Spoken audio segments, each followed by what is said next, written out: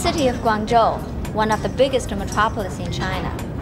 It has a history of over 2,000 years, and the local people have maintained a special culture.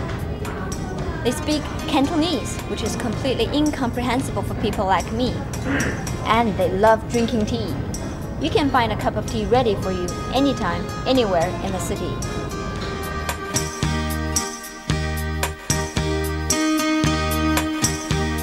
Guangzhou's status as an international harbor goes back 1,000 years. It was a departure point for intrepid travelers making the sea voyage from Asia to Europe and Africa. Today, it is called the South Gate of China, and it's become a key commercial and manufacturing center with Hong Kong and Shenzhen as close neighbors. Guangzhou is one of China's brightest mega cities. It is clearly an international center, yet it retains a distinctively local flavor.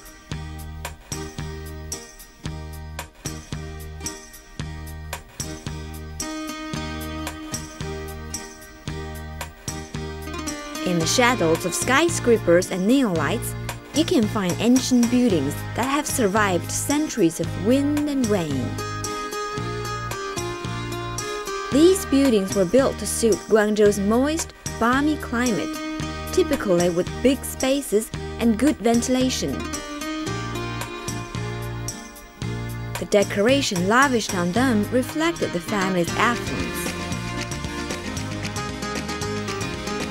Cantonese food rates highly in the massive Chinese culinary stakes, and everybody around here is a full-time gourmet.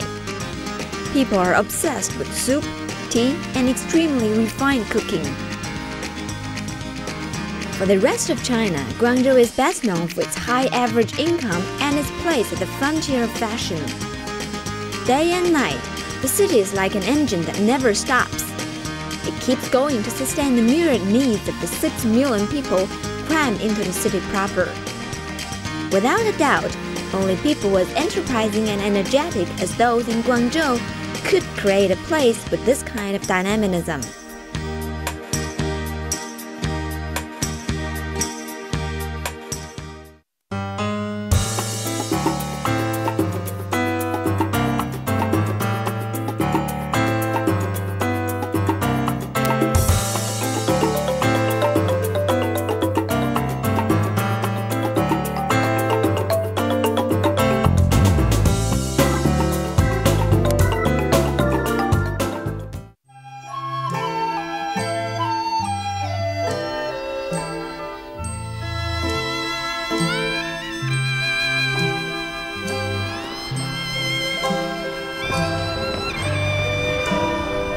If I lived 100 years ago here in Guangzhou and my family name was Chen, I would come to this grand temple to worship my ancestors twice a year during spring and autumn. And I would also come here for the spring festival celebrations.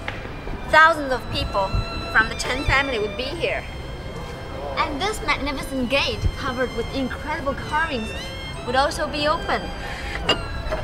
But it's only for important people in the family. Small potato like me, especially as a female, can only use the side gates. Either way, I would be very proud to be here. The whole Chinese social structure is based on family bonds. Such bonds can and have created very influential clans. The mere structure and format of this temple reveals the important status the Chen family once enjoyed.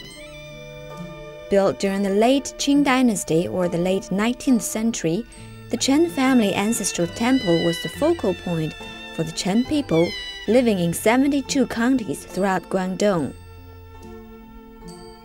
The family recruited the most able, skilled workers of the time to decorate this sacred place.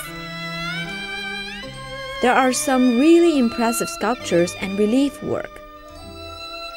Auspicious themes are everywhere. They are realized in the brightly painted plaster sculptures on the roofs, in the stone carvings, as well as in the wood window panels. You can almost feel them coming to life.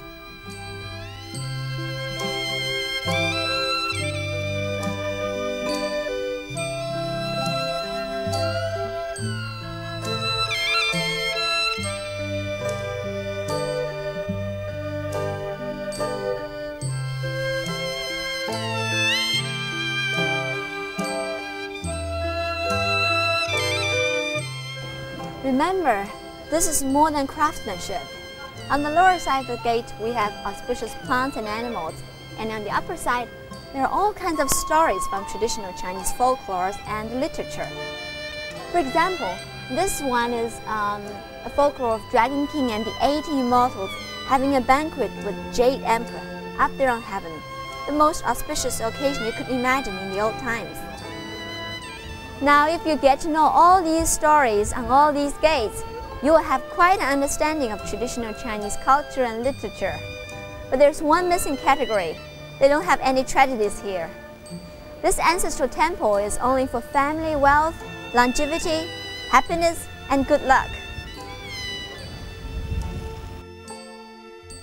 This courtyard was a focal point for family gathering and important events, such as ancestor worship, weddings, funerals, or even rulings in family disputes. The ancestral temple is symbolically and physically the center of unity.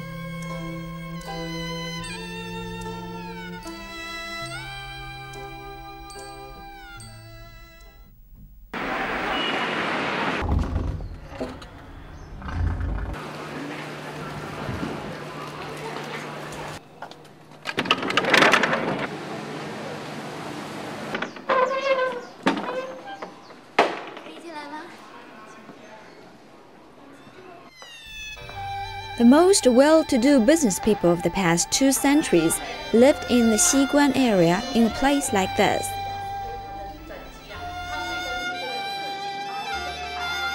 The guests were greeted in the main hall. The elders would sit in the center, the younger generations on both sides, and the visitors at the guest table. Invariably, tea would be served during the visit. Overhead is the shrine for the ancestors, which is above everything else in the family. The wealth generated from business allowed people to decorate their homes with imported glass and extravagant carvings of all kinds. Behind the main hall is the main bedroom for the head couple of the family. Oh, so this is the main bedroom, and the elderly of the family will be sleeping here at night. But the place is not without privacy, and these windows can actually be closed at night. 可以关上，可以试试吗？对，可以试一下。哎，按时间太久了，可能关不上。It's not working. It's time. It's been too old. 看看这边呢，要不 ？Okay. 哎。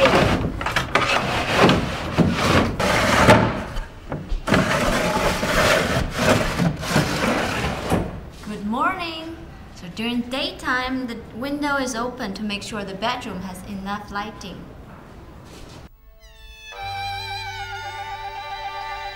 The mansion is made up of a number of rooms, including a living room, a kitchen, and a reading room. You can see authentic old local furniture and other everyday items on display here. They help you to get a feeling for what it must have been like to live here. 这是西关小姐的房间。Upstairs is where the young unmarried girls live, and they are the most fashionable group of the time.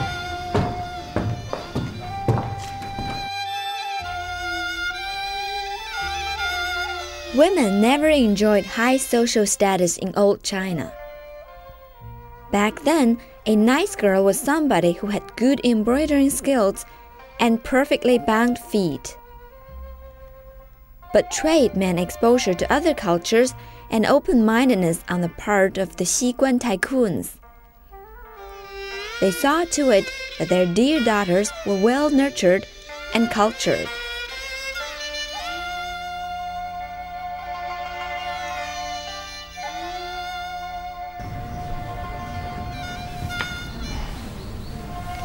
Young unmarried girls who lived in such grand houses and sleep on beds like this, they were no ordinary girls. People looked at them for fashion trends, just like they look at Hollywood stars of today. And they were very good at singing and dancing, and some of them could even speak some English, and even drive a car. Speaking English or driving a car is no longer a special talent. But remember, that wasn't the case more than a century ago.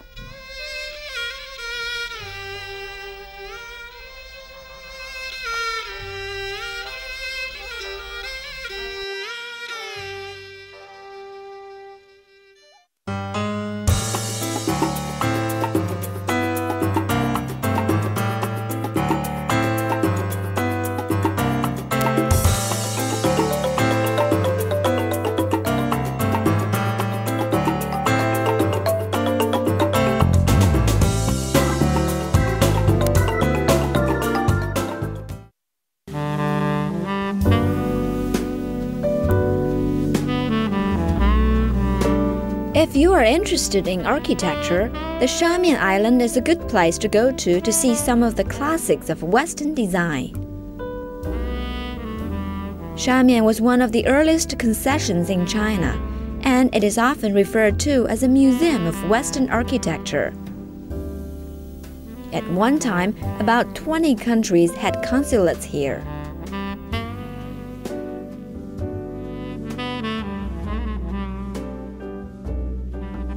Later came churches, banks, post offices, hotels, and other buildings. You can find almost all European styles here, but it is predominantly neoclassical and neo-baroque.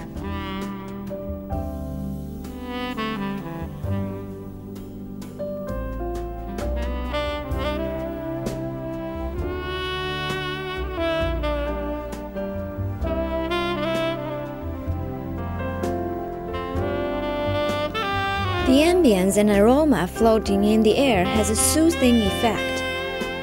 It is an oasis in the fast-paced and crowded metropolis.